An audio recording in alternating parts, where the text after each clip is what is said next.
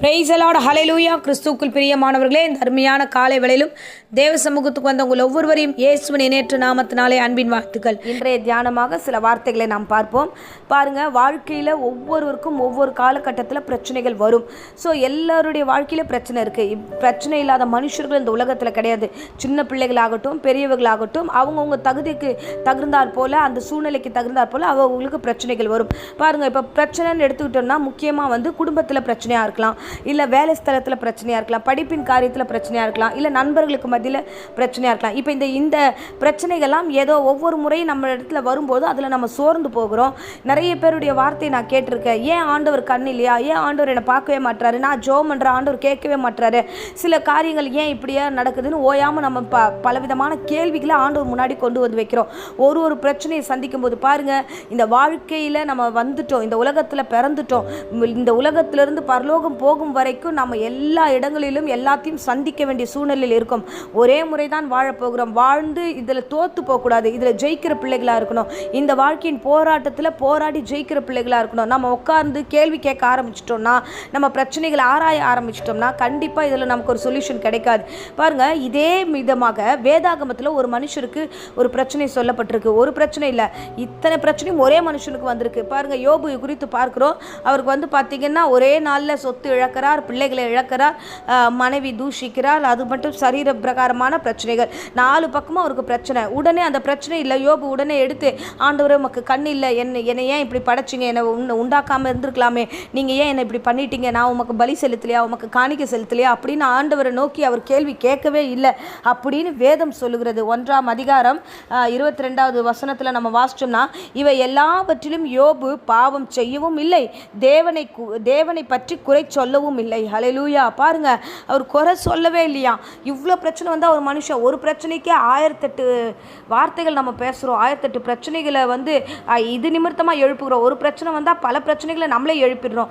ஆனால் இங்கே யோபு குறித்து சொல்லப்படுது, எல்லாம் இழந்து போச்சு, கர்த்தர் கொடுத்தார், கர்த்தர் எடுத்தார், கர்த்தர் நாமத்துக்கு ஸ்தோத்திரன்ட்டு போயிட்டே இருக்கிறாரு. ஆனால் ஆண்டவர் பக்கம் திரும்பி, ஆண்டவரே நீர் பண்ணது நியாயம் அல்ல அப்படின்ட்டு நியாயாதிபதியை போல பேசவே இல்லை. ஹல்லேலூயா.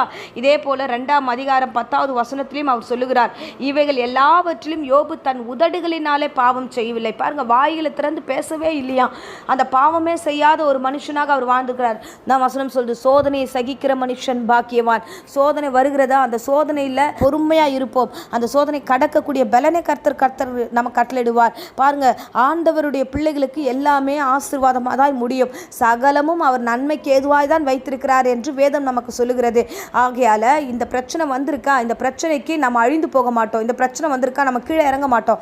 ஸோ பிரச்சனையில் நம்ம பொறுமையாக இருப்போம், நம்ம யோபுவை போல நிதானமாக இருப்போம். தேவனுக்கிட்ட என்ன பேசணும் என்ன பேசக்கூடாதுன்ற அறிவு ஞானத்தோடு இருக்கணும். நம்ம பாவம் செய்யாத பிள்ளைகளாக இருக்கணும். வாய் இருக்குதுன்னு இஷ்டத்துக்கு பேசி குறை சொல்லி இப்போ கடவுளை மனுஷனை குறை சொன்னது போதாதுன்ட்டு இப்போ தெய்வத்தையே நம்ம குறை சொல்ல ஆரம்பிச்சிடும். ஆண்டவரே நீங்கள் இப்படி பண்ணிட்டீங்க, அதை பண்ணிட்டீங்க, இதை பண்ணிட்டீங்க. இல்லை, யோபு போல இருந்தோம் என்றால், யோபு கடைசி வசனம் சொல்லுகிறது, அவன் இரட்டத்தனையாய் ஆசீர்வதிக்கப்பட்டான். எதெல்லாம் போச்சோ அதெல்லாம் அவனுக்கு திரும்ப வர ஆரம்பிச்சது. எந்த இடம்லாம் சாட்சி இழந்தானோ, நீங்கள் சொல்லிக்கிட்டே இருக்கீங்க சாட்சி போச்சு சாட்சி போச்சு, இல்லை, அந்த சாட்சி மறுபடியும் ஆண்டவர் ஏற்படுத்துவார். எல்லா இடத்துலையும் சாட்சியாக நம்மளை வாழ வைக்க வல்லவராக இருக்கிறார். ஹல்லேலூயா. ஸோ யோபுவை போல வருகிற பிரச்சனைகளை நிதானமாக கையாளுவோம். கர்த்தர் என்கிட்ட இருக்கார், அவருக்கு தெரியாமல் எனக்கு ஒன்றுமே நடக்காது, என் தலையின் முடி கூட ஒன்றும் தரையில் விழாதுன்னு விசுவாசிங்க. நிச்சயமாக அது தலையின் முடி ஒன்றும் கீழே விழாது. கர்த்தர் உங்களை அப்படியாய் பாதுகாத்துக் கொள்வார். ஆமென். பிரச்சனையை சகித்து சோதனையை சகிக்கிற மனுஷன் பாக்கியவான் என்று சொல்லப்படுகிறது போல, பாக்கியவான்களா இரட்டத்தனையான ஆசீர்வாதத்தை பெற்றுக்கொள்வோம். அமைதியாய் பொறுமையாய் யோபுவை போல ஒரு குறை சொல்லாதபடிக்கு நம் நாவை நாமே காத்துக்கொள்வோம். ஆமென். இப்பொழுதும் உங்களுக்காக நான் ஜெபிக்கிறேன். அன்பு ரட்சகா, என் பிள்ளைகளுக்காக ஜெபிக்கிறேன். பிள்ளைகளை பத்திரப்படுத்தும், பாதுகாத்துக்கொள்ளும். வருகிற என்ன இடர்களாகட்டும், பிரச்சனைகளாகட்டும், வியாதியாகட்டும், சோர்வாகட்டும், பயமாகட்டும், எல்லாவற்றும் இயேசுவின் நாமத்தில் நான் சபித்து கட்டுகிறேன். இந்த பிரச்சனையிலிருந்து இந்த பிள்ளைகள் மெல்ல வெளியில் வர கிருபை தாங்க ராஜா. தேவையில்லாமல் ஆண்டவரை முறுமுறுத்து, ஆண்டவரே அப்பா இஸ்ரவேல் ஜனங்கள் செய்த தவறு போல முறுமுறுத்து ஆண்டவரை கோபம் மூட்டாதபடிக்கு, ஆண்டவரே திரும்பி எந்த வார்த்தையும் பேசாதபடிக்கு அந்த நாவில் ஆண்டவரை பொறுமையாக இருக்க கிருபை தாங்க. இந்த பிள்ளைகள் ஒவ்வொருவரையும் ஆசீர்வதியும், குடும்பத்தை ஆசீர்வதியும், தாய் தகப்பனை ஆசீர்வதியும், வீட்டை வேலி அடையும், எந்த நாச மோசமோ இன்ஃபெக்ஷனோ வீடுகளுக்குள் வராதபடிக்கு கர்த்தர் வேலி அடையும். இயேசுவின் இணையற்ற நாமத்தில் பிள்ளைகளை ஆசீர்வதித்து ஒப்பு கொடுத்து ஜெபிக்கிறேன் ஜீவனுள்ள நல்ல பிதாவே. ஆமென். Praise the Lord.